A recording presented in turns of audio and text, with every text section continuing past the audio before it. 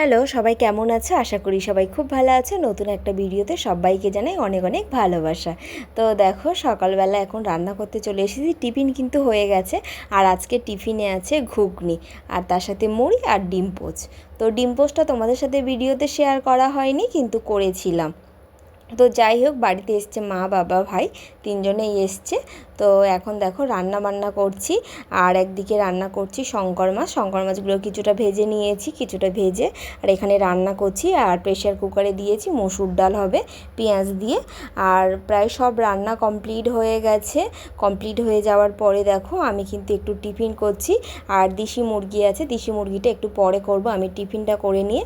আর তারপরে দেখো দুপুরে খেতে বসে গিয়েছিলাম। এখানে ছিল পেঁয়াজ দিয়ে মসুর ডাল, তার সাথে ছিল কুমড়ো, চিংড়ি, পুঁই শাক দিয়ে আর শঙ্কর মাছের তরকারি। তোমাদেরকে নেক্সট ভিডিওতে বলেছিলাম যে এই মাছটার নাম কি, তোমরা কমেন্টে বলো। তো দেখো, এই মাছটার নাম আমি শঙ্কর মাছ জানি, তোমরা যদি অন্য কিছু জানো অবশ্যই কমেন্ট করো। আর সবাইকে টাটা।